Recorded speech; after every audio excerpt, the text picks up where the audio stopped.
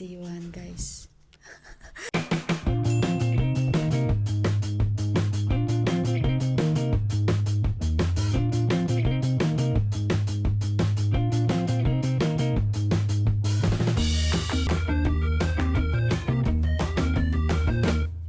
Guys, si Johan, every morning, dapat pag nagising siya, lagi namin sinasabi, tapuin mo yung blankets mo, kailangan masana yan, guys.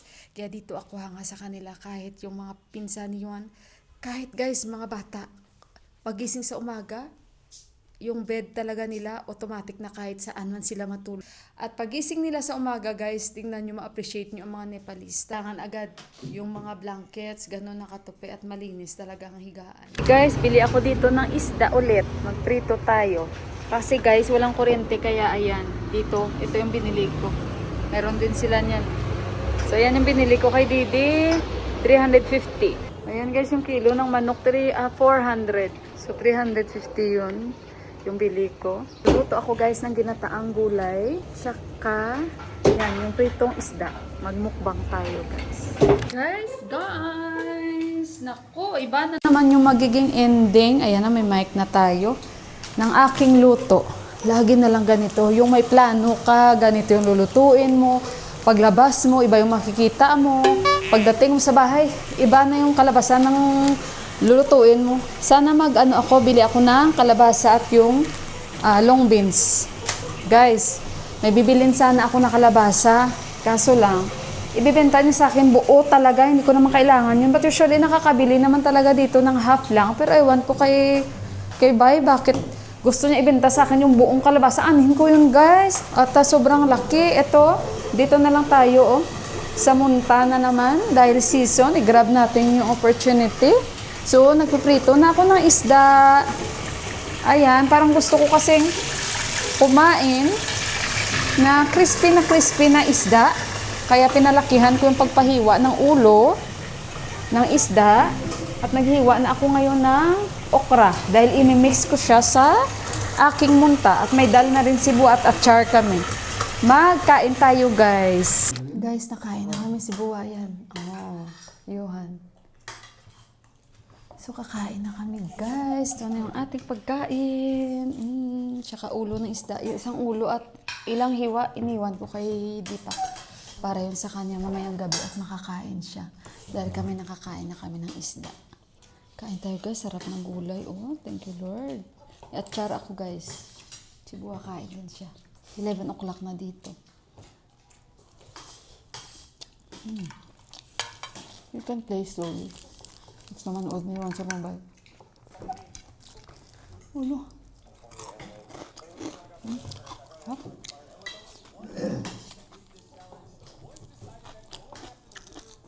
Matcha, mito. Huh? Mito, matcha. Matcha. Sabi ko, guys. Yes? Sabi ni Daddy Head. Masarap, guys, kasi fresh to eh. Try.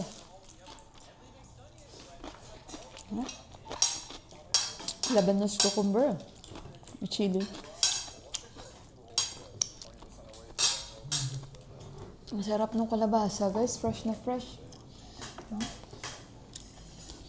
Alam niyo yung dahon ng kalabasa?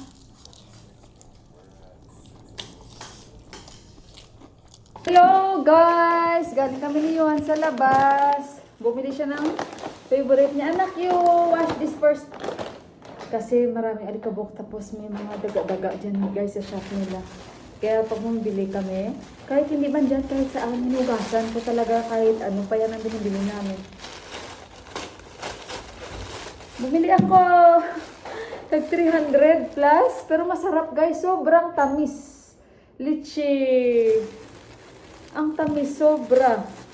Tapos, mangga. Sabi nga ni Buwa, diba, after 1 pero hindi na ako makapigil. Ang daming bumibili ng mangga, guys. 170 ito. Yan. I-grab natin yung opportunity. Habang. Langga ni Chiyo ito. Kasi kain na yan siya ng ice cream. Bumili siya ng ice cream. Lagay ko to sa ref. I'm gonna, put this on the fridge. Then, when you want to eat, at least, It's little bit, cold. May English is correct. Bahala na kayo dyan, guys. And I will eat mango. Bilisan na ako doon ng mga nuts. Ulit yung mix. Kaso lang, mamaya na, tamad na ako. Baka si Buwa pagbalik, may dala. Try natin tong mango. Ayan. Try natin sa labas. Baka gusto ni Buwa kuha lang dyan siya. So, ayun guys, hugasan ko to at akyat na tayo sa itaas. Okay guys, ito yung snacks namin ni Johan. Hindi ko alam kung kakain si Johan kasi kumakain siya ng popcorn niya, oh. Anak, get your iPad.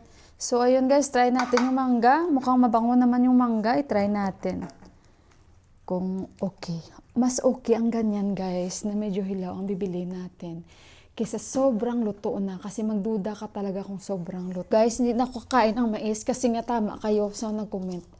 Baka nga nung nag-diarrhea ako, excuse me, baka yun ay sa, guys, Take me one photo on that. sa mais. Magpapapicture muna si Juan. Try ko muna ito habang andun pa siya. Tamis!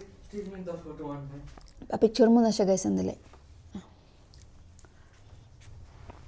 Matamis siya guys. Matamis. Matamis siya guys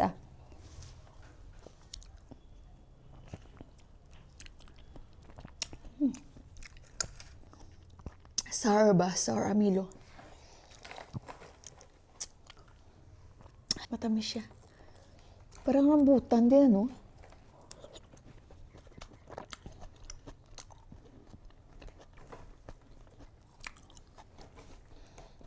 Kapaborito kong prutas, mangustin, at saka star apple. Guys, sabihin ko sa inyo ano nangyari sa in-order ng brother-in-law ko, diba? Kasi dapat 11 to 11:30 yung delivery. Guys, hindi niya na-place daw sa basket pero nagbayad siya. Tinawagan ko na yung customer service ng Foodmando. Butterscotch to. Still, the tasty is the caramel and cheese. Very nice. But they don't have. So, sabi sa akin ng customer service, kasi sabi ng brother-in-law ko, pwede nyo ba silang tawagan? Nagbayad ako sa ganito. Ito yung card number. So, nandoon sa system nila na nagbayad siya. Pero, sabi nila, we can see the orders, pero we can see that he already paid. Nag-PM lang kami, baka tulog pa siya or ano. Matamis yung kanina. Guys, matawa kayo, kagagaling na namin ni Johan sa labas. We searched for a coconut, but wala. Coconut na talaga ilagay. Tignan nyo guys, gumawa ako, nilagyan ko siya ng atsuete, pero kakaibang measurement ito. Tingnan muna natin. Si Buwa guys, binigyan ko na. Titikman ni Johan kasi nung last, ayaw ni Johan. Hindi ko pa rin natikman guys. Ibang measurement ito. May cheese. Ito siya guys, oh. Tikman natin. I-zoom ko. How is it? I think magustuhan niya. Parang feeling ko guys, kasi sa amoy pa lang. How is it? Tasty? It's okay. It's okay. So, tikman natin guys. Mainit pa. Mainit-init. Mainit-init. Oh. Tikman natin.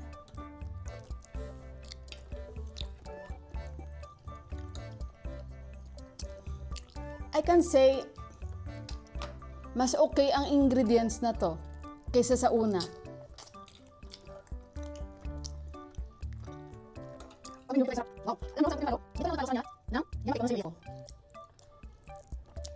Sarap.